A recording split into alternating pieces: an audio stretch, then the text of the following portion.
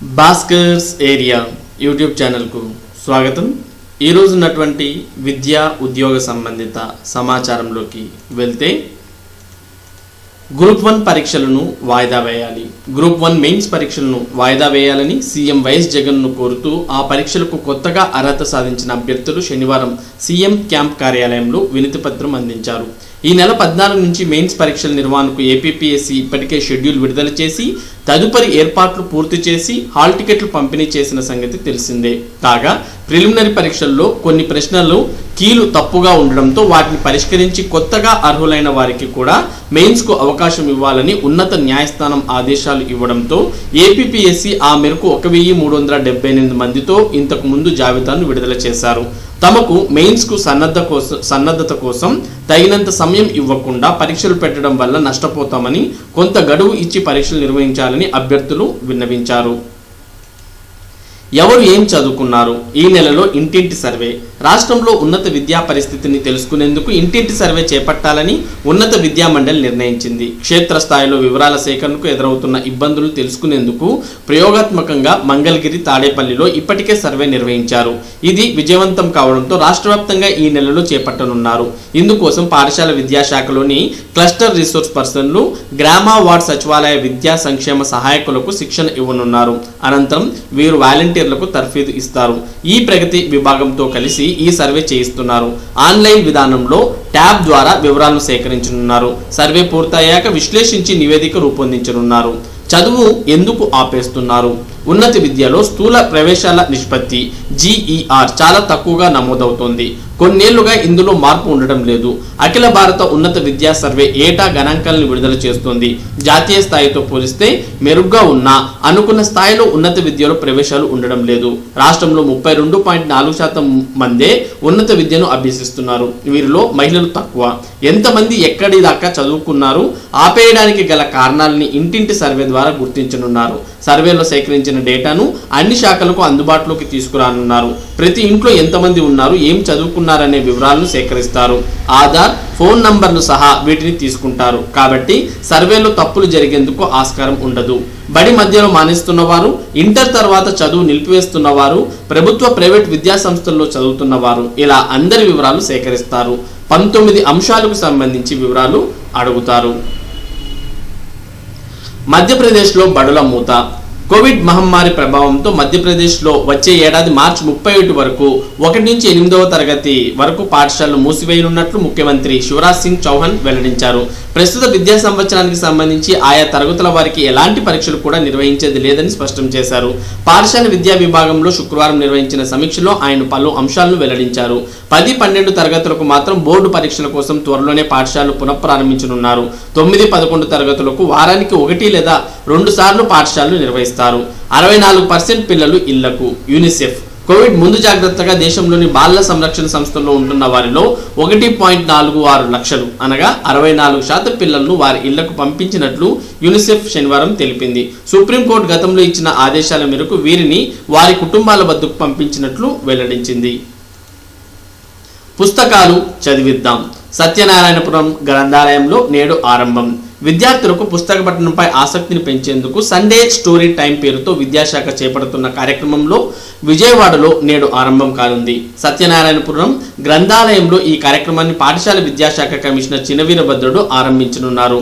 విజయవాడలోని ఏకేటీపీ పాఠశాల విద్యార్థులు ఈ కార్యక్రమంలో పాల్గొంటారు. ప్రతి ఆదివారం ఉదయం 10 గంటల నుంచి 12 వరకు పుస్తక పఠన కార్యక్రమం నిర్వహించనున్నారు. పుస్తక పఠనంపై ఆసక్తి తగ్గిపోతుండడంతో విద్యాశాఖ ఈ ప్రత్యేక కార్యక్రమాన్ని ఏర్పాటు చేసింది. ఇప్పటికీ పాఠశాలల్లో గత నెల 26 నుంచి వీ లవ్ రీడింగ్ పేరుతో పుస్తకాలను చదివించే కార్యక్రమం ఆరంభమైంది. పాఠశాలల్లో ఉండే గ్రంథాలయాల్లోని పుస్తకాలను రోజు ఏదో ఒక సమయంలో విద్యార్థులతో చదివిస్తున్నారు. పాఠ్య పుస్తకాలే కాకుండా విద్యార్థులకు బాహ్య ప్రపంచం పైన అవగాహన పెంపొందించేందుకు ఈ పుస్తక పఠనం ఎంతగానో దోహదపడుతుంది. విజయవాడ డివిజన్ పాఠశాలలు ఉప తనిఖీ అధికారి కొండా రవికుమార్ తెలిపారు. ప్రభుత్వ పాఠశాలలకు సమీపంలో ఉన్న గ్రంథాలయాలకు చిన్నారులను తీసుకెళ్లి ఏదో ఒక పుస్తకాన్ని చదివిస్తారు.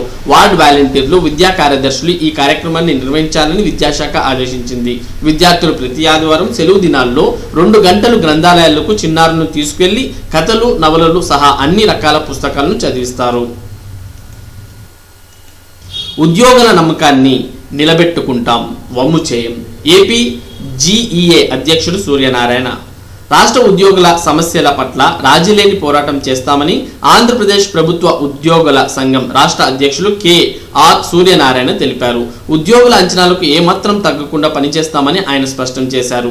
ఏపీ ప్రభుత్వ ఉద్యోగుల సంఘం రాష్ట్ర కార్యవర్గ సమావేశం శనివారం విజయవాడలో జరిగింది.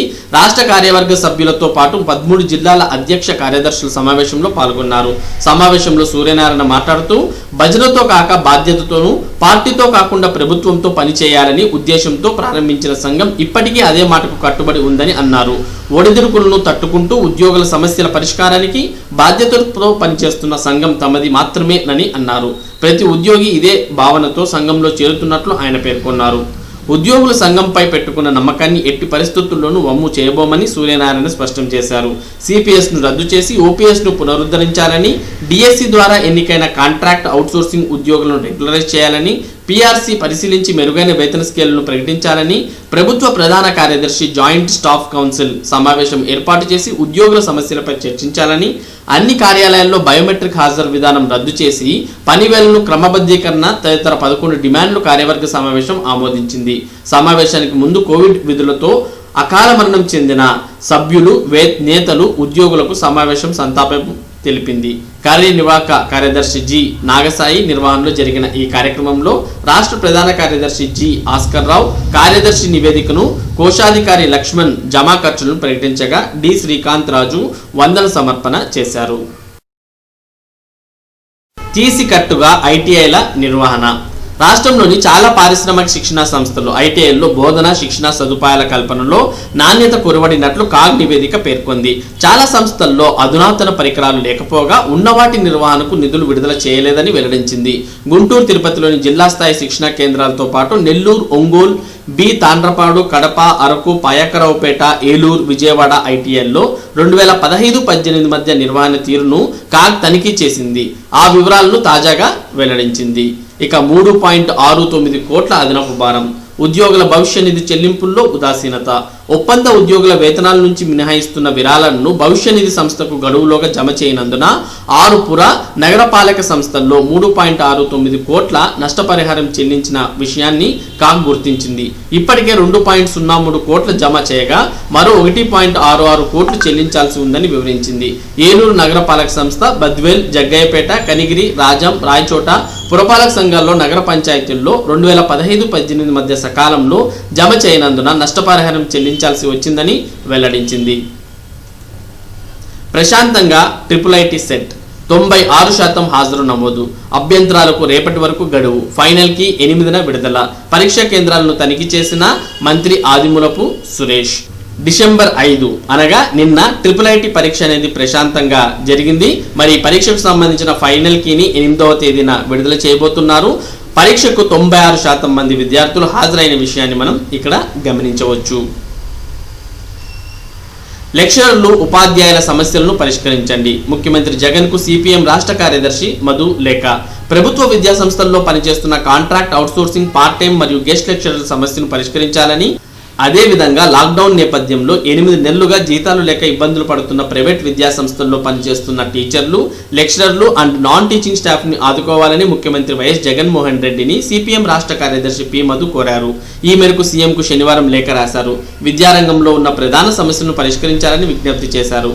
లేఖలోని ప్రధాన అంశాలు: ప్రభుత్వ జూనియర్ మరియు డిగ్రీ కళాశాలల్లో పనిచేస్తున్న కాంట్రాక్ట్ లెక్చరర్ల రెన్యువల్ చేస్తూ ఉత్తర్వులు జారీ చేయాలి. లాక్డౌన్ కాలానికి కూడా జీతాన్ని ఇవ్వాలి. వివిధ ప్రభుత్వ విద్యా సంస్థల్లో పనిచేస్తున్న 10,900 మంది contract outsourcing, part time guest లెక్చరర్లు మరియు ఎయిడెడ్ కళాశాలలో పనిచేస్తున్న ఉపాధ్యాయులు, అధ్యాపకుల సమస్యలు పరిష్కరించాలి.